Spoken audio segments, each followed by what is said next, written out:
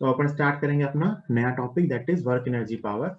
काफी important chapter है mechanics के पॉइंट ऑफ व्यू से, अगर अपन समझें तो। मतलब न्यूटन्स लॉ ऑफ फ्रिक्शन पढ़ने के बाद अपन काफी कुछ सीख चुके होते हैं, वो सब कुछ इसमें यूज होगा। और ऐसा मान लो कि ये मैकेनिक्स का एक ऐसा चैप्टर है जिसमें पूरी मैकेनिक्स एक साथ यूज होती है ना। ये पीछे का भी और आगे का भी, आगे के भी जो भी चैप्टर्स आएंगे, चाहे वो एसएचएम आए, रोटेशन आए, सेंटर ऑफ मास आए, सर्कुलर मोशन आए, जहां जहां भी या जहां जहां भी मतलब फोर्सेस की बात होगी, तो मतलब work energy power is a very important topic है ना। अपने कोर्स का मतलब मान लो कि मैकेनिक्स का one of the most important topics है, जिसको अपने को अच्छे से समझना है। तो बहुत सारे क्वेश्चन जो न्यूटन का शायद काफी मुश्किल तरीके से होते हैं, इससे बहुत ही आसान तरीके से हो जाते हैं। और इसके अलावा भी बहुत ही वैरायटी ऑफ क्वेश्चन बनते हैं इस टॉपिक पे बेस्ड है ना। तो और बहुत ही आसान सा है, बट कुछ फंडामेंटल बातें जो हमें समझनी है इसमें है ना, उन फंडामेंटल्स पर अगर स्टिक रहेंगे तो अपने क्वेश्चंस कभी भी गलत नहीं होंगे। तो वही फंडामेंटल अपन एक एक करके डील करेंगे। तीन टर्म्स हैं, work, energy and power. Power का बहुत ही छोटा सा पार्ट है, एनर्जी का भी बहुत ज्यादा पार्ट नहीं है। मतलब एक काइनेटिक एनर्जी आप ऑलरेडी जानते हो, एक आएगा पोटेंशियल एनर्जी ना, वो सीखेंगे। मोस्टली चैप्टर वर्क और एनर्जी के साथ डील करता है। सबसे लास्ट में टॉपिक आएगा पावर का, जो बहुत ही सिंपल है। तो अपन एक एक करके इनको स्टडी करेंगे। सबसे पहला टॉपिक है अपना वर्क। तो भाई ये वर्क क्या होता है ना? वर्क की जो डेफिनेशन या वर्क की जो फीलिंग हमें रियल लाइफ में है ना, और जो एक्चुअली साइंस में होती है, दैट इज इंटायरली डिफरेंट। जैसे अभी अपन पढ़ रहे हैं, क्लास देख रहे हैं, आप थक जाओगे तो आप सोचोगे आपने वर्क किया है ना। जैसे कि आपको मैं बोल दूं कि आपके सिर पे एक 20 केजी का बैग रख दूं और आपको बैग लेके 1 घंटे तक खड़े रहना है, तो आप थक जाओगे है ना। तो ये रियल लाइफ में वर्क का मीनिंग है। मैं आपको बोलूं कि आपको सामने एक दीवार है, उसको कंटिन्यूअसली धक्का देना है ना, कंटिन्यूअसली उस पर फोर्स लगाते रहना है, तो आप कुछ टाइम में आप थक जाओगे, आपके हाथ की मसल्स दुखने लगेंगी है ना। क्योंकि आपने, आपको लगता है आपने वर्क किया है एक्चुअली वॉल पे, बट फिजिक्स के टर्म्स में एक्चुअली में आपने उस वॉल पे या उस बैग पे कोई वर्क नहीं किया, आपका वर्क डन जीरो है ना। एक्चुअली वहां पे क्या होता है, आपकी जो बॉडी की एनर्जी है वो हीट के फॉर्म में लॉस हो जाती है। आपके बॉडी का जो मेटाबॉलिज्म होता है, अंदर जो भी प्रोसेसेस हो रही होती हैं, उसके थ्रू जो भी एनर्जी प्रोड्यूस हो रही होती है, उसने कोई वर्क नहीं किया, उसका हीट के फॉर्म में लॉस हो गया। तो वर्क का जो मतलब फिजिक्स में है अपने लिए, that is actually mechanical work. Work की जो फील अपने लिए है कि वर्क किसको कहते हैं ना, तो actually work is mechanical work है ना, उसको हम वर्क कह रहे हैं।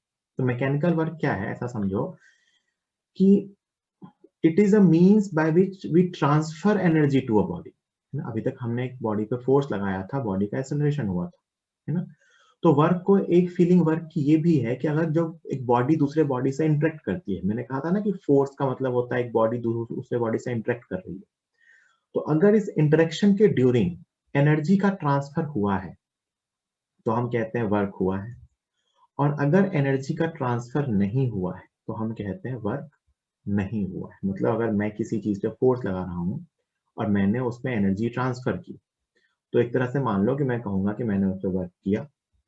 और अगर मैंने उसमें एनर्जी ट्रांसफर नहीं की, तो एक्चुअली मैं कहूंगा मैंने उस पर कोई वर्क नहीं किया है ना। ऐसा अपन कहते हैं कि अगर एनर्जी का ट्रांसफर हो रहा है तो अपन कहते हैं कि वर्क हो रहा है, और अगर एनर्जी का ट्रांसफर नहीं हो रहा है उस प्रोसेस के ड्यूरिंग, तो अपन कहते हैं कि वर्क नहीं हो रहा है। ये अपन आगे चल के थोड़ा सीखेंगे, बट अभी ऐसे एक जनरल फीलिंग है कि वर्क और एनर्जी एक्चुअली में रिलेटेड है, क्योंकि हम मैकेनिकल वर्क कह रहे हैं। तो अगर हम एक सिस्टम पे मैकेनिकल वर्क कर रहे हैं या एक सिस्टम पे नेट मैकेनिकल वर्क हो रहा है, तो उसका मतलब उसमें उसकी एनर्जी में चेंज आना चाहिए है ना। उसकी एनर्जी या तो पहले से इंक्रीज होनी चाहिए या पहले से डिक्रीज होनी चाहिए। अगर उसकी एनर्जी इंक्रीज होती है तो इसका मतलब उस पर पॉजिटिव वर्क हुआ है। अगर उसकी एनर्जी डिक्रीज होती है तो इसका मतलब उस पर नेगेटिव वर्क हुआ है। और अगर उसकी एनर्जी में कोई चेंज नहीं होता है तो हम कहते हैं इसका मतलब उस पर कोई भी वर्क नहीं हुआ है। ठीक, इसी चीज को अगर मैं एक पार्टिकल के पॉइंट ऑफ व्यू से आपको समझाऊं है ना, पहले मैं इसका मैथमेटिकल फॉर्म आपको बता देता हूँ, फिर अपन इसको समझेंगे और पार्टिकल पॉइंट ऑफ व्यू से। मान लो मैं आपसे कहता हूँ एक पार्टिकल पे एक फोर्स लगता है ना। तो मैंने आपको कहा ना कि वर्क कहीं ना कहीं से काइनेटिक एनर्जी से रिलेटेड है। तो मान लो एक पार्टिकल है, उस पर मैंने एक फोर्स लगाया, उस फोर्स के कारण कुछ टाइम के बाद उसमें कुछ स्पीड आ गई। स्पीड आ गई मतलब उसके अंदर काइनेटिक एनर्जी आ गई, है ना। तो अगर मैं बात करूं कि काइनेटिक एनर्जी क्या होती है, वर्क पे आएंगे अभी, है ना। बेसिक चीज यही बस इंट्रोड्यूस कर रहा हूँ कि मैंने उसके अंदर काइनेटिक एनर्जी की बात करें तो अगर मान लो एक m मास का पार्टिकल v स्पीड से जा रहा है, तो हम कहते हैं कि इसकी जो काइनेटिक एनर्जी होती है वो कितनी होती है, हाफ mv²। ये अपन जानते हैं। और एक पार्टिकल में अपन जब भी बात करेंगे तो अपन काइनेटिक एनर्जी की ही बात करेंगे कि m मास का पार्टिकल अगर v स्पीड से जा रहा है तो उसकी काइनेटिक एनर्जी हाफ mv² होगी। It is scalar quantity. कैसी क्वांटिटी है ये, scalar quantity, does not have direction, obvious सी बात है, डज नॉट हैव डायरेक्शन। और एक चीज और, मास तो रेफरेंस फ्रेम पे डिपेंड नहीं करेगा लेकिन स्पीड रेफरेंस फ्रेम पे डिपेंड करेगी। मतलब एक ही चीज को डिफरेंट डिफरेंट फ्रेम में जाके देखूं तो उसकी स्पीड डिफरेंट डिफरेंट दिख सकती है। इसका मतलब depends on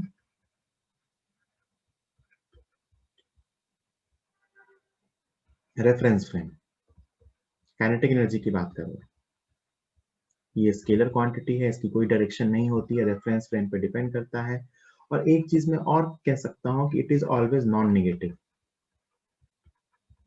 it is always non negative मतलब काइनेटिक एनर्जी जीरो हो सकती है, पॉजिटिव हो सकती है, लेकिन नेगेटिव नहीं हो सकती। क्यों? क्योंकि मास नेगेटिव नहीं हो सकता और v स्क्वायर, स्पीड स्क्वायर भी कभी नेगेटिव नहीं हो सकता। तो काइनेटिक एनर्जी भी कभी नेगेटिव नहीं हो सकती। अभी अपन बेसिक सी चीज जानना है काइनेटिक एनर्जी के बारे में। इसको मैं और क्या लिख सकता हूँ कि अगर मैं इसको ऊपर नीचे m से मल्टीप्लाई कर दूं तो ये बचेगा बेटा m²v²/2m। ऊपर जो लिखा हुआ है वो लीनियर मोमेंटम का स्क्वायर लिखा हुआ है, सो p²/2m। तो कई बार ये रिलेशन काम आ जाता है, relation between kinetic energy and momentum. तो k को लिख सकते हैं p²/2m और p के मैग्नीट्यूड को लिख सकते हैं √2m × k। k is kinetic energy. So this is relation between kinetic energy and linear momentum. p क्या है, magnitude of linear momentum, magnitude of linear momentum. कई बार रिलेशन डायरेक्टली काफी काम आ जाता है। तो मैंने अभी तक आपको क्या बताया, अगर अपन एक पार्टिकल v स्पीड से जा रहा है तो अपन उसकी काइनेटिक एनर्जी को सिंपली हाफ mv² लिख सकते हैं। v इज द स्पीड, इसको मैं p²/2m भी लिख सकता हूँ। ठीक, ये बेसिक सी बात है। अब एक चीज और समझो, अगर मैं कहता हूं कि we have a system of particles, if we have a system of particles, ये आगे सीखते हैं वैसे, बट मैं यही आपको अगर बता देता हूँ कि मान लो कुछ पार्टिकल हैं जो डिफरेंट डिफरेंट स्पीड से जा रहे हैं। ये v1 स्पीड से जा रहा है इधर, ये v2 स्पीड से जा रहा है, ये v3 स्पीड से इस तरफ जा रहा है। उनके मासेस भी डिफरेंट डिफरेंट है, m1, m2 और m3। मैं अगर पूछूं कि सिस्टम की टोटल काइनेटिक एनर्जी क्या होगी, ये भी यहाँ काम नहीं आएगा, बस अपने को बस ऐसे ही मैं बता रहा हूँ। तो ये स्केलर क्वांटिटी, तो सबकी लिख के ऐड कर देंगे, half m1v1² plus half m2v2² plus half m3v3। तो अगर आपसे कभी पूछा जाए कि सिस्टम की काइनेटिक एनर्जी क्या होगी, तो अगर एक बॉडी में बहुत सारे पार्टिकल्स हैं तो सबकी काइनेटिक एनर्जी लिख के ऐड कर देंगे, एंड सो ऑन। जितने पार्टिकल होंगे सबकी एनर्जी लिख के ऐड कर देंगे ना। सबके सब टर्म या तो पॉजिटिव होंगे या तो जीरो होंगे, तो उनका स्केलर सम होगा। सिंपल ऐड करना है, 2 joule plus 5 joule plus 7 joule, है ना। एनर्जी की यूनिट जूल होती है, ये अपन जानते ही हैं, यूनिट इज जूल, है ना। It's energy unit is joule. तो ये अपन जान गए काइनेटिक एनर्जी के बारे में। अब एक चीज यहां से और समझो, अगर मैं कह रहा हूं कि एक पार्टिकल की काइनेटिक एनर्जी चेंज हो रही है, पार्टिकल की, है ना, मास फिक्स मान रहे, इफ वी से kinetic energy of a particle changes, एक पार्टिकल की काइनेटिक एनर्जी चेंज हो रही है, इसका मतलब पार्टिकल का स्पीड चेंज हो रहा होगा। It means speed changes. और स्पीड चेंज होने का मतलब है बेटा ये चेंज होना, वेलोसिटी का मैग्नीट्यूड चेंज होना। और वेलोसिटी के मैग्नीट्यूड को चेंज करने के लिए याद करो मैंने आपसे कहा था कि वेलोसिटी की डायरेक्शन में एक्सेलरेशन होना चाहिए। इसका मतलब there should be an acceleration और इट्स कंपोनेंट, एक ही बात है, in the direction of velocity, in the direction of velocity, जिसको अपन ने सीखा था, याद करो, टेंजेंशियल एक्सेलरेशन। याद है कुछ? Tangential acceleration. मैंने कहा था ना कि एक्सेलरेशन के दो कंपोनेंट हो सकते हैं, एक उसके वेलोसिटी के अलोंग, एक वेलोसिटी के परपेंडिकुलर। तो जो कंपोनेंट वेलोसिटी के अलोंग होता है वही स्पीड चेंज कर सकता है। वेलोसिटी का के परपेंडिकुलर एक्सेलरेशन का कंपोनेंट कभी भी वेलोसिटी का मैग्नीट्यूड चेंज नहीं कर सकता, क्योंकि 90 डिग्री पे है ना, वो सिर्फ उसकी डायरेक्शन चेंज कर सकता है। ये बात अपन ने काइनेमेटिक्स में बहुत स्टार्टिंग में करी थी, है ना। अगर मैं चाहता हूं कि मॉड वी चेंज हो रहा है, मतलब मैग्नीट्यूड चेंज हो रहा है, इसका मतलब एक्सेलरेशन का कंपोनेंट होना चाहिए उसकी डायरेक्शन में या उसके ऑपोजिट, एक ही बात है, पैरेलल और एंटी पैरेलल। परपेंडिकुलर कंपोनेंट उसको चेंज नहीं कर सकता। ठीक है, अब देखना ध्यान से। मान लो मैं कहता हूं कि एक पार्टिकल है, we have a particle of mass m, और मैं इसकी काइनेटिक एनर्जी को लिख रहा हूं बेटा ½ mv², और मैं कह रहा हूं स्पीड चेंज हो रही है। स्पीड चेंज हो रही है, इसका मतलब एक्सेलरेशन का कोई ना कोई टेंजेंशियल कंपोनेंट होगा। ठीक है, चलो मैं एक काम करता हूँ, इस इक्वेशन को दोनों साइड टाइम के रिस्पेक्ट में डिफरेंशिएट कर लो। तो dk upon dt, ½ m constant आएगा, v² का डेरिवेटिव t के रिस्पेक्ट में होगा 2v into dv upon dt, so it is mv dv upon dt, this is rate of change of speed। ये क्या है? Rate of change of speed, speed के change होने की रेट, और इसी को क्या कहते हैं? Tangential acceleration. ये सर्कुलर में तो डिटेल में सीखते हैं, हर टाइप की मोशन में हो सकता है। टेंजेंशियल एक्सेलरेशन जो उसकी स्पीड को चेंज करेगा, है ना। ये v वेक्टर नहीं है, ये v स्केलर लिखा है। इसका मतलब इस dv अपॉन dt को मैं at लिख सकता हूँ, है ना, टेंजेंशियल एक्सेलरेशन, है ना। अच्छा, इसको ऐसे लिख लो, dk upon dt is equal to mass into acceleration is force, so it is tangential force into speed, तो f और t, तो dk by dt is f of t। ये क्या है? काइनेटिक एनर्जी के चेंज होने की रेट। मैं आगे जाके आपको बताऊंगा, इसी को अपन पावर भी कह लेंगे, है ना, इसको अपन इस टाइम पे पावर भी कह सकते हैं, बट इसको अभी अपन dk अपॉन dt ही लिख रहे हैं। अब एक काम करो कि dt को उधर जाके मल्टीप्लाई कर लो, कि ft into V into D T. ये बेटा v इंटू डी टी क्या होगा? ds, स्पीड इंटू टाइम, छोटा सा डिस्टेंस छोटे से पार्ट के लिए, ds it is dk upon dt, तो dk कितना आ गया? f into ds। अब देखना, अगर मैं कहूं कि हमने तो यहाँ टेंजेंशियल फोर्स लिखा है, तो अगर मैं आपसे ये कहूं कि if actual force is F, which is at an angle theta with displacement ds।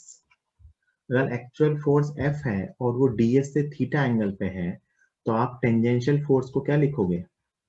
F cos theta. सोच के देखो कि मैं कहूं कि ds इस तरफ है, और जो आपने फोर्स लगाया वो कुछ इस तरफ है, तो जो ये कंपोनेंट है ना, ये कहलाएगा बेटा टेंजेंशियल फोर्स, और ये क्या होगा F cos थीटा। तो अगर मैं मान लूं कि एक्चुअल फोर्स F है, जो किसी थीटा एंगल पे, थीटा 0 भी हो सकता है, 90 भी हो सकता है, 180 कुछ भी हो सकता है, तो मैं इसको लिख सकता हूं कुछ F cos theta into ds. This is dk, change in kinetic energy, and dk is, अगर मैं इसको लिखूं डॉट प्रोडक्ट की फॉर्म में, so it is F dot ds, मतलब force into ds is small displacement caused by this force, and this is defined as work done. Mathematically इसी को मैं क्या लिख सकता हूँ, dw। dw मतलब स्मॉल वर्क डन, dw मतलब स्मॉल वर्क डन। तो फिजिक्स में जो अपन वर्क डिफाइन करते हैं वो डिफाइन करते हैं dw is equal to f dot ds, और इसी को मैं अगर इंटीग्रेट कर दूं तीनों दोनों साइड, तो ये integration dk is equal to integration f dot ds is equal to integration dw। dk आएगा बेटा चेंज इन काइनेटिक एनर्जी, मतलब delta k is equal to this is f dot ds and this is total work done। ये एक तरह से अपन ने work energy theorem भी सीख लिया। आगे मैं इसको डिटेल में और बताऊंगा। ये है अपना वर्क डन किसी भी फोर्स के सम का, और यही वर्क डन किसके इक्वल होगा, चेंज इन काइनेटिक एनर्जी, है ना। This is change in kinetic energy, change in kinetic energy. तो एक फोर्स ने जो भी वर्क किया, एक ही फोर्स मानने में लग रहा था, एक्चुअल फोर्स या सारे फोर्सेस का सम जो भी था, उसका जो वर्क डन आया वो क्या आया, चेंज इन काइनेटिक एनर्जी। तो यहीं से अपन वर्क डन को लिखते हैं कि work done equal to F dot ds। This is work done by the force. कि फोर्स का वर्क डन क्या होता है, ये कहानी अपन बाद में फिर से एक बार सीखेंगे। अभी मैंने बस आपको ये चीज प्रूफ करके बताई कि वर्क को जो मैंने डिफाइन किया है, तो एक पार्टिकल पे या एक सिस्टम पे जो भी वर्क होता है वो कहाँ जाता है, उसकी काइनेटिक एनर्जी को चेंज करने, जो मैंने आपको स्टार्टिंग में फील दिलाई थी, है ना, कि वर्क कर रहे हैं इसका मतलब उसकी एनर्जी चेंज हो रही है, और हम यहाँ उसको काइनेटिक एनर्जी के चेंज से लिख रहे हैं पार्टिकल के लिए, क्योंकि पार्टिकल की सिर्फ काइनेटिक एनर्जी ही होगी, आगे और भी forces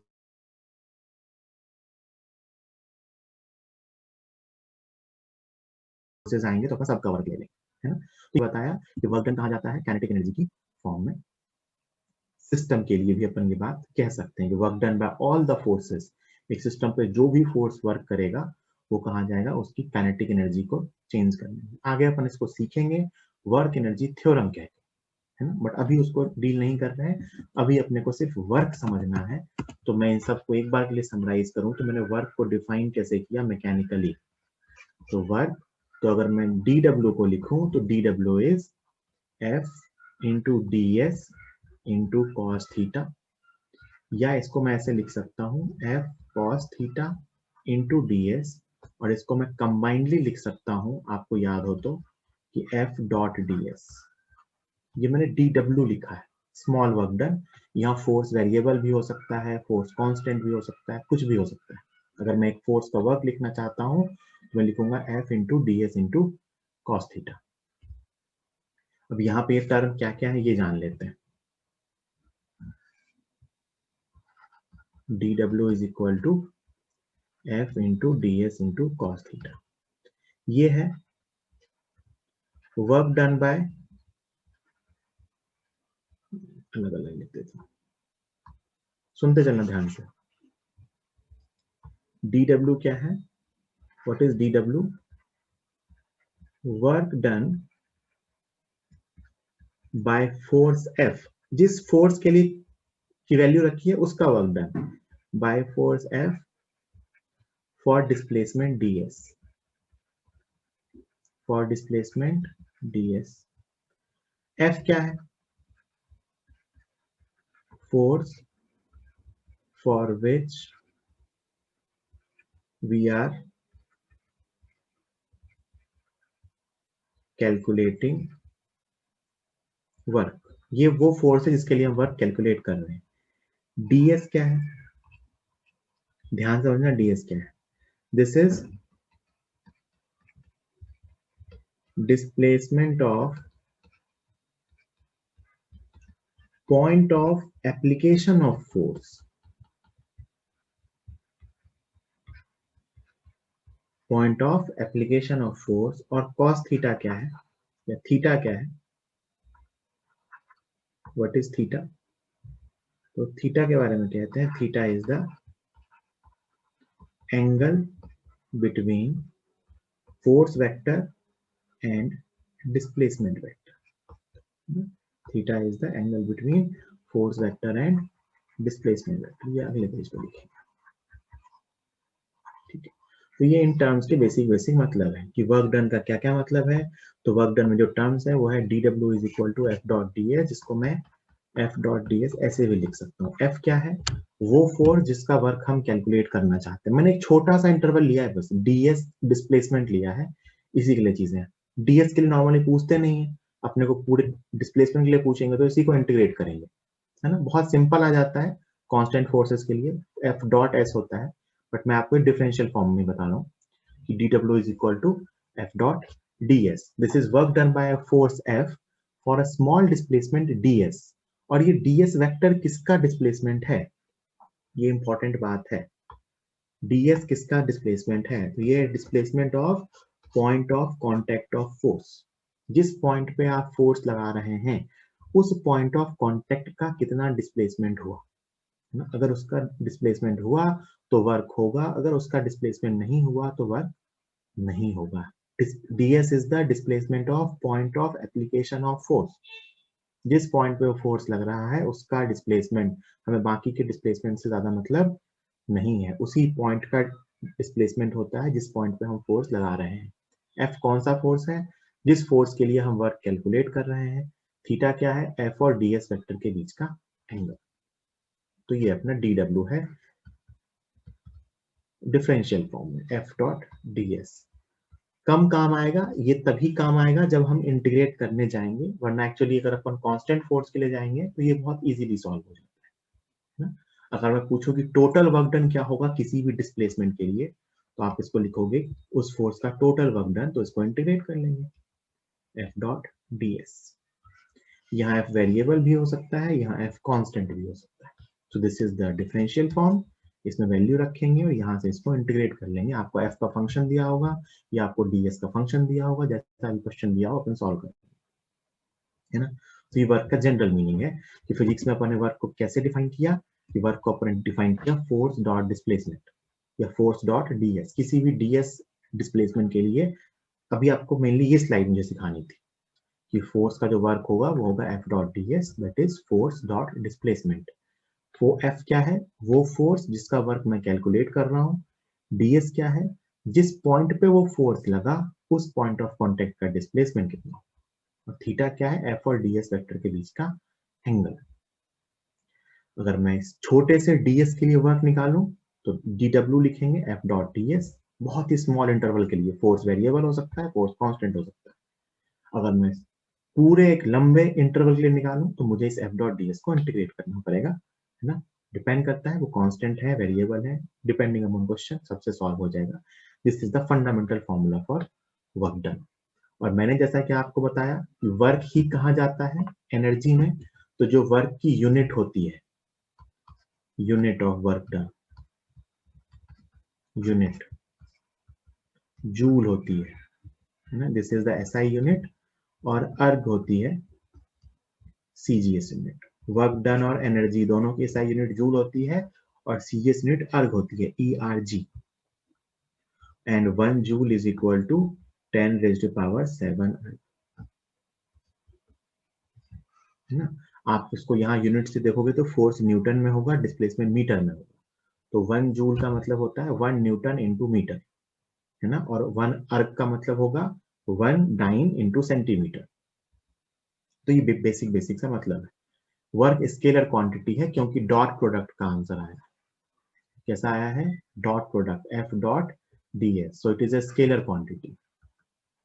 work done is a scalar quantity क्योंकि हमने स्केलर प्रोडक्ट कैलकुलेट किया है ना। तो work done is scalar quantity. अच्छा, एफ डॉट ds पॉजिटिव भी हो सकता है, नेगेटिव भी हो सकता है, जीरो भी हो सकता है। सोच के देखो, ये उनके बीच के एंगल पर डिपेंड करेगा। तो आगे अपन यही सीखेंगे कि कब वर्क डन पॉजिटिव लेंगे, कब वर्क डन नेगेटिव लेंगे, कब वर्क डन जीरो लेंगे। तो वर्क डन पॉजिटिव भी ले सकते हैं, नेगेटिव भी हो सकता है और जीरो भी हो सकता है। स्केलर क्वांटिटी है। ये अपनी बेसिक सी थ्योरी थी। ठीक, अब आप एक एक करके स्लाइड्स को लिखेंगे, है ना। ये जो लिखा हुआ है ना, work done bye all the forces है, ये all the forces. Net work done, ये एफ नेट है, नेट फोर्स लिखा ना, एक्चुअल फोर्स इज एफ। तो एक्चुअल फोर्स मानो सबका सम है, तो ये नेट फोर्स डॉट डिस्प्लेसमेंट है।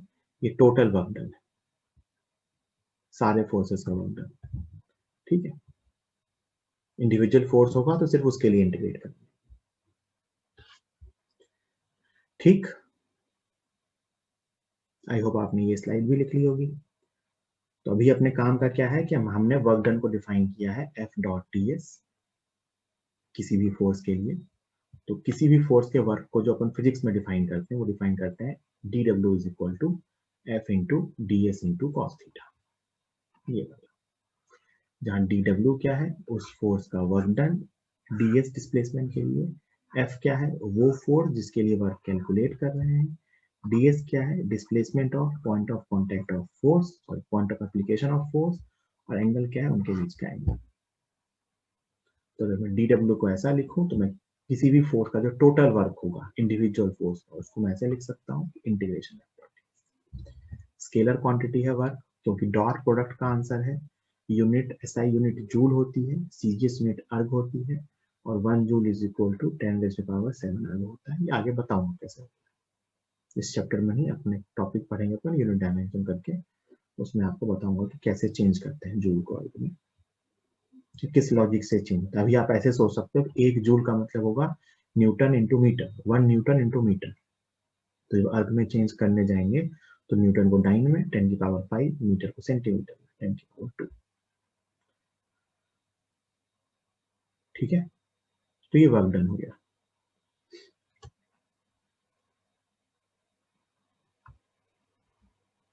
आई होप सबने लिख लिया होगा। अब देखो, ये जो वर्क डन है ना, ये पॉजिटिव भी हो सकता है, नेगेटिव भी हो सकता है और जीरो भी हो सकता है। इसलिए मैंने डी डब्ल्यू को क्या लिखा, मैं सब भी सिर्फ डी डब्ल्यू की टर्म में बात कर रहा हूँ, है ना। तो आपने देखा कि मैं इसको लिख सकता हूँ F into D S into cos theta. D S is magnitude of displacement, F is the force, and D S and theta is the angle between F and D S. मान लो मैं एफ एक force है जिसका work done निकाल रहा हूँ, तो F force का वर्क डन छोटे से डिस्प्लेसमेंट डी एस के लिए मैंने लिखा है F into D S into cos theta. देखो ध्यान से, अगर मैं आपसे कहूं कि ds is perpendicular to f, मतलब थीटा इक्वल टू 90 डिग्री, तो वर्क डन क्या होगा, जीरो। अगर फोर्स और डिस्प्लेसमेंट आपस में परपेंडिकुलर हुए तो उस फोर्स का वर्क डन क्या होगा, जीरो। एक इंस्टेंट पर, हर इंस्टेंट पे ऐसा हुआ तो टोटल वर्क डन जीरो होगा। अगर मैं कह दूं कि फोर्स हमेशा डिस्प्लेसमेंट के परपेंडिकुलर है तो अपन कहेंगे उसका वर्क डन क्या आएगा, जीरो। जैसे मान लो एक आदमी सर पे एक लोड लेके वॉक कर रहा है ना, तो आदमी के सिर उस लोड पे ऊपर नॉर्मल रिएक्शन लगाएगा, तो नॉर्मल रिएक्शन ऊपर है और आदमी आगे जा रहा है, तो आदमी ने किन सर से नॉर्मल रिएक्शन में उस पर कोई वर्क नहीं किया। दूसरा केस में अगर आपसे ये कहूं कि जो थीटा है ना, थीटा की वैल्यू 90 डिग्री से कम है, मतलब 0 से 90 के बीच है, तो आप देखो ध्यान से, कॉस थीटा पॉजिटिव आएगा तो वर्क डन पॉजिटिव आएगा। तो मतलब अगर फोर्स और डिस्प्लेसमेंट के बीच का एंगल 90 डिग्री से कम हुआ, मतलब मान लो फोर्स इस तरफ है और डिस्प्लेसमेंट इस तरफ है और ये एंगल 90 डिग्री से कम है, तो वर्क डन पॉजिटिव आएगा। आप इसको ऐसे भी सोच के देख सकते हो कि इस केस में फोर्स पार्टिकल की स्पीड को बढ़ाएगा, फोर्स का एक कंपोनेंट आएगा डिस्प्लेसमेंट के पैरेलल, तो उसकी स्पीड को बढ़ाएगा, एक्चुअली उसकी काइनेटिक एनर्जी को बढ़ाना चाहेगा, तो इस केस में वर्क डन पॉजिटिव होता है। और अगर थर्ड केस मैं आपसे ये कह दूं कि theta less than theta greater than 90 degree है, थीटा 90 डिग्री से ज्यादा है, और ऑब्वियस बात है 180 से कम होगा क्योंकि वेक्टर्स के बीच का एंगल है, तो वर्क डन नेगेटिव आएगा। मतलब फोर्स इस तरफ है और डिस्प्लेसमेंट इस तरफ है, तो इस केस में वर्क डन कैसा आएगा? नेगेटिव। वापस सोच के देखो सर क्यों आएगा? क्योंकि जो फोर्स है उसकी डायरेक्शन एक तरह से डिस्प्लेसमेंट के ऑपोजिट है ना? तो एक तरह से वो उससे एनर्जी एक्सट्रैक्ट कर रहा है, तो वो उसको रिटार्ड करना चाह रहा है, ऐसा मान सकते हो पार्टिकल के केस में। तो ये फोर्स का वर्क डन, किसी भी फोर्स का वर्क डन पॉजिटिव भी हो सकता है, नेगेटिव भी हो सकता है, जीरो भी हो सकता है। अगर फोर्स और डिस्प्लेसमेंट पैरेलल है तो वर्क डन पॉजिटिव होगा, या कहें तो उनके बीच का एंगल अगर एक्यूट है तो वर्क डन पॉजिटिव होगा, अगर एंगल ऑब्ट्यूज है तो वर्क डन नेगेटिव होगा, और अगर वो एक दूसरे से 90 डिग्री पे है तो वर्क डन जीरो होगा, है ना? एक कंसेप्ट जो मैंने डॉट प्रोडक्ट में समझाया था वो वापस यहां से मैं लिख रहा हूं कि देखो ध्यान से, मैं डी डब्ल्यू को ऐसे लिख सकता हूं, F cos theta into D S. याद करो मैंने ये डॉट प्रोडक्ट में बताया है। और मैं इसको ऐसे भी लिख सकता हूँ कि D W is equal to F into D S cos theta. मैंने क्या किया है, एक बार कॉस थीटा मैंने एफ के साथ लिख दिया है, एक बार कॉस थीटा मैंने डी एस के साथ लिख दिया। तो अगर पहला केस है कि F cos theta into D S, मतलब मान लीजिए कि डिस्प्लेसमेंट इस तरफ है और फोर्स इस तरफ है और ये एंगल थीटा है, तो मैंने एफ कॉस थीटा किया है, मतलब मैंने फोर्स का कंपोनेंट लिया है डिस्प्लेसमेंट की डायरेक्शन में। This is F cos theta, F cos theta into D S. ना what is F cos theta?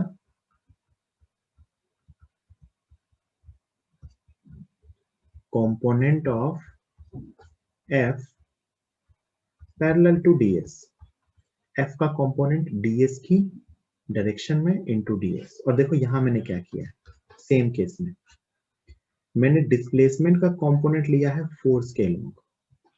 वापस अगर ये एंगल थीटा है तो मैं कहूंगा कि मैंने ये किया है बेटा, डी एस से इधर ड्रॉ किया, and this is D S cos theta, है ना? मतलब what is D S cos theta? It is displacement component of, या displacement in the direction of force, in the direction of force. Different different case में दोनों चीजें काम आती हैं कि मैं वर्क डन को मैंने ये तो लिख ही दिया बिल्कुल, F B S cos theta होता है। इसको ऐसे भी सोच सकते हैं कि component of force in the direction of displacement multiplied by displacement. ये क्या है? Component of force in the direction of displacement multiplied by displacement. ये क्या है? Component of displacement in the direction of force multiplied by force. मैंने आपको dot product के time पे ये दो बातें समझाई थी कि ए कॉस थीटा इंटू बी और ए इंटू बी कॉस थीटा का क्या मतलब है ना? तो डॉट प्रोडक्ट में एक्चुअली अपन उनके पैरेलल कंपोनेंट्स ही लेते हैं।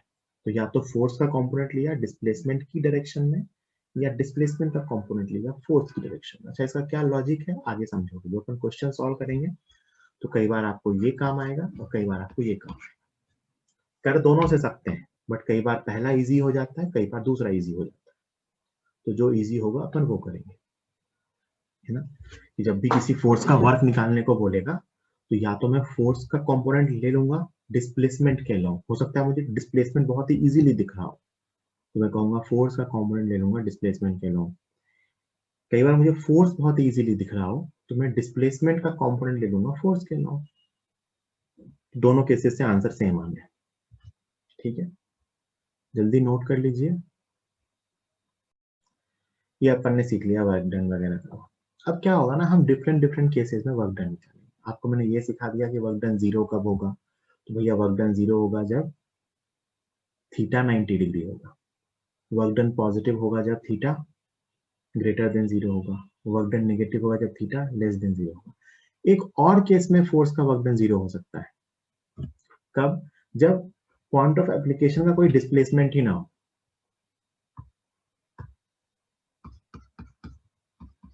If ds equal to zero, मतलब displacement of point of contact of force is zero। Point of contact नहीं, point of application, point of application, जिस पॉइंट पे फोर्स लगाया, if displacement of point of contact of force is 0, तो भी आप कहोगे कि वर्क डन क्या आ जाएगा, डी एस ई 0, जिस पॉइंट पे फोर्स लग रहा है उसका कोई डिस्प्लेसमेंट नहीं हुआ, तो हम क्या कहेंगे, वर्क डन कैसा है, 0, वर्क डन कैसा है, 0। जैसे एग्जांपल के लिए एक वॉल है,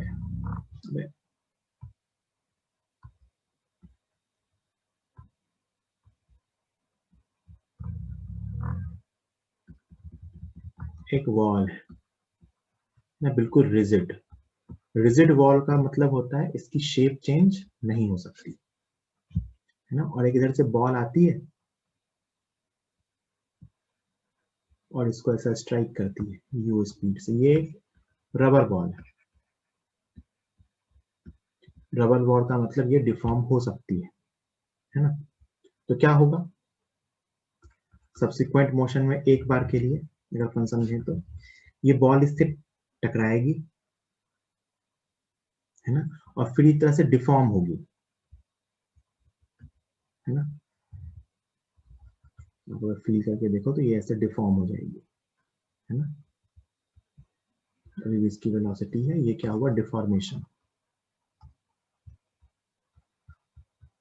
ये बॉल को हमने ऐसे दीवार पे मारा तो बॉल ऐसे, रबर की बॉल थी वो ऐसे टकराई और डिफॉर्म हुई, ये रबर बॉल इलास्टिक है, इलास्टिक कहने का होता है अभी ये समझो कि डिफॉर्मेशन पॉसिबल है, ठीक है। तो मैं आपसे पूछूं कि भाई क्या ये वॉल इस बॉल पे कोई फोर्स लगाएगा, बिल्कुल, यहाँ कौन सा फोर्स लगेगा, नॉर्मल रिएक्शन। मैं आपसे पूछूं find work done by normal by the wall on the ball, wall के नॉर्मल ने बॉल पे कितना वर्क डन किया, तो सुनना मेरी बात ध्यान से, जैसे ही ये पॉइंट यहां टच हुआ, ये रहा पॉइंट ऑफ कांटेक्ट, उसके बाद बॉल के बाकी पार्ट तो मूव कर रहे हैं, लेकिन ये पॉइंट ऑफ कांटेक्ट की तो मोशन ही नहीं हुई, ये पॉइंट ऑफ कांटेक्ट तो, क्योंकि वॉल इज रिजिड, तो पॉइंट ऑफ कांटेक्ट यहीं के यहीं रह गया, the point of contact is not moving, तो क्योंकि पॉइंट ऑफ कांटेक्ट का डिस्प्लेसमेंट 0 है, तो मैं कह सकता हूं कि वर्क डन कितना होगा, 0। सोच के देखो क्यों, क्योंकि वो बॉल का पॉइंट दीवार से टकराया और टकराते उसकी वेलोसिटी 0 हो गई, अब उसका कोई डिस्प्लेसमेंट ही नहीं है ना, ये तो पॉइंट यहीं का यहीं है। भाई प्रोसेस समझो क्या होगा, वो बॉल ऐसे आएगी ना, ऐसे देखना, वो बॉल ऐसे चपटी होगी और फिर ऐसा वापस आएगी, मुझे कैमरे में मेरी वीडियो देखना, मेरा हाथ वो वॉल है जो रिजिड है, और बॉल ऐसे आई, उसकी टक्कर हुई, वो चपटी होगी और वापस ऐसा शेप को रिगेन करेगी और दूर चली जाएगी। तो इस प्रोसेस में जैसे ही बॉल का फ्रंट पार्टिकल यहाँ स्टिक हुआ, स्टिक होने के बाद जैसे ही वो दीवार की कांटेक्ट में आया, उसके बाद उसका कोई डिस्प्लेसमेंट ही नहीं है ना, वो तो वहीं फिक्स हो गया, बाकी का जो बॉल का पार्ट होगा वो जरूर आगे जाएगा। सोचना इसमें क्या हो रहा है, वैसे ये अपन कोलिजन में आगे डिटेल में पढ़ेंगे, ये पॉइंट यहाँ पे आके टच किया, अब ये रुक गया, ये पॉइंट रेस्ट पे आ गया, अब ये पूरा का पूरा बॉल अभी भी आगे जाएगा ड्यू टू इनर्शिया, तो ये थोड़ा सा ऐसा डिफॉर्म होगा, फिर ये डिफॉर्मेशन खत्म होगा, तो ये वापस आएगा और फिर दूर हटेगा, बट इस पूरी प्रोसेस के ड्यूरिंग जब तक दीवार का कांटेक्ट बॉल से था, इस पॉइंट का कोई डिस्प्लेसमेंट ही नहीं हुआ, इसीलिए कहते हैं वर्क डन क्या होगा, 0। सोच के देखना, अगर ये वॉल रिजिड ना होती, इमेजिन करो अगर ये वॉल रिजिड ना होती तो क्या होता है ना, ये भी दूंगा आगे, चलो ये भी देखते हैं है ना। अगला question, if the wall is not rigid, if the wall is not rigid, तो समझना क्या होगा, ये दीवार थी, ये बॉल आई, जस्ट अभी आई है बॉल है ना, टक्कर हुई है, अभी भी v स्पीड से आ रही है, तो ये वॉल भी इलास्टिक है ना, और बॉल तो है elastic, ball is also elastic, elastic होने का मतलब दीवार का डिफॉर्मेशन हो सकता है। तो जरा इमेजिन करके देखो, कुछ टाइम के बाद बेटा ऐसा हो जाएगा, हल्की सी डिफॉर्मेशन बहुत कम होगा, लेकिन मैंने आपको बस दिखा दिया कि होगा, मतलब मैंने ज्यादा कर दिया, बट हल्का सा तो डिफॉर्म होगा, तो दीवार पीछे जाएगी, ऐसा ये भी डिफॉर्म होगा और दीवार भी पीछे जाएगी। अब सुनना मेरी बात, अब पॉइंट ऑफ कांटेक्ट के बारे में सोचना कि पॉइंट ऑफ कांटेक्ट पे दीवार ने फोर्स तो लगाया इधर, this is force by normal reaction, हमेशा धक्का देगी दीवार, लेकिन पॉइंट ऑफ कांटेक्ट का डिस्प्लेसमेंट आगे हुआ। ये जो पॉइंट ऑफ कांटेक्ट था ये कहाँ गया, आगे देखो, दीवार को साथ साथ ले गया ना, और इस पे धक्का लगा इधर। तो मैं अब इसी क्वेश्चन में पूछूं कि work done by the normal reaction on the ball, है ना, तो यहाँ पे work done by ball, sorry by wall on ball, wall पे बॉल का वर्क डन इस बार कैसा आएगा, देखो ध्यान से, बॉल के लिए बॉल पे फोर्स इधर और पॉइंट ऑफ कांटेक्ट का डिस्प्लेसमेंट इधर। इमेजिन करो जैसे ही वो वहां से टकराएगी, अब वो दीवार को आगे लेके जाएगी, धक्का देगी, हल्का सा दीवार डिफॉर्म होगी। तो एक तरह से मैं ऐसा कहूं कि उस पार्टिकल को देखूं तो उस पर फोर्स तो इस तरफ लगा, लेफ्ट की तरफ, लेकिन बॉल के उस पार्टिकल का डिस्प्लेसमेंट हुआ राइट में, तभी तो डिफॉर्म हुआ। इसका मतलब वर्क डन निगेटिव आएगा। वर्क डन कैसा आएगा, negative. Work done by the wall on the ball will be negative. तो ये इस पे डिपेंड करता है कि इसके डिस्प्लेसमेंट कैसा है। इस केस में डिस्प्लेसमेंट 0 था, इसीलिए कोई वर्क डन ही नहीं। इस केस में डिस्प्लेसमेंट था, इसीलिए वर्क डन नेगेटिव हुआ, क्योंकि फोर्स लेफ्ट की तरफ था, भाई दीवार हमेशा धक्का देगी नॉर्मल से, और डिस्प्लेसमेंट राइट की तरफ हुआ, है ना, तो यहाँ पे वर्क डन होगा, there will be work done. ठीक है, ये बेसिक सी कहानी है, कब वर्क होता है कब वर्क नहीं होता है। डिफॉर्मेशन कैसे होता है ये अपना आगे का चैप्टर है, जो अपन कोलिजन में सीखेंगे। अभी बस ऐसा मैंने फील दिलाने के लिए एग्जांपल ले लिया।